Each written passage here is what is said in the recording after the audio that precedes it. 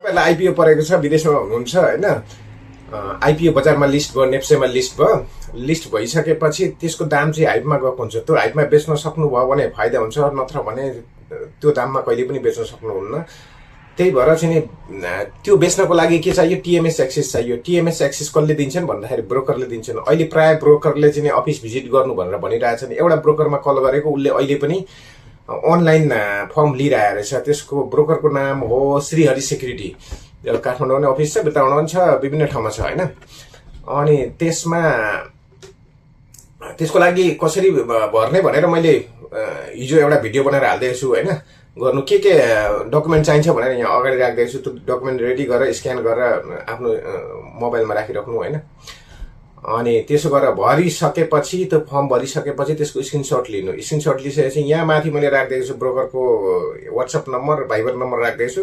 त्यहाँ एकपल्ट कल गरौँ। तिनीहरूले के गर्छन्, एकपल्ट भेरिफिकेसन गर्छन्, भिडियो भेरिफिकेसन तपाईँ हो कि होइन भनेर होइन। तपाईँले टाइम दिनु, म यो टाइममा अभाइलेबल छु भनेर होइन। तपाईँले टाइम दिनु, म यो टाइममा अभाइलेबल छु भनेर। अनि उनीहरूले त्यो टाइममा कल गर्छन्। कल गरिसकेपछि अनि तपाईँले सोध्छन् क्या, कलमा के सोध्छन् भन्दाखेरि अब तपाईँकै बारेमा सोध्छन्। त्यो के फर्ममा के डकुमेन्टहरू दिनुभएको छ त्यही हेरेर त्यसमा क्वेसन सोध्छन्। जस्तै डेट अफ बर्थ के हो तपाईँको, बाउको नाम, हजुरबाको नाम के हो भनेर, यस्तै कुराहरू, सामान्य कुराहरू। त्यो त तपाईँलाई बाहेक अरू कसलाई थाहा हुन्छ र होइन।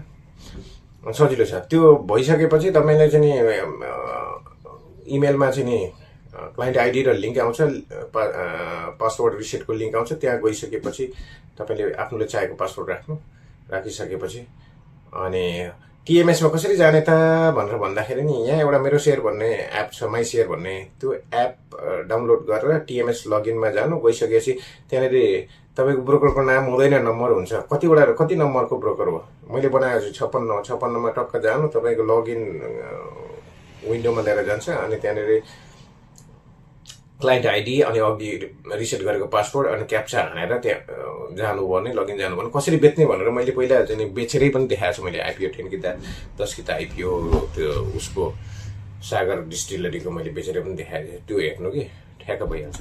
अनि बेचिसकेपछि कसरी ट्रान्सफर गर्ने सेयर मेरो सेयरबाट, त्यसको लागि नि भिडियो बनाइदिएको छु होइन। त्यो भिडियो हेर्नु, सजिलो छ।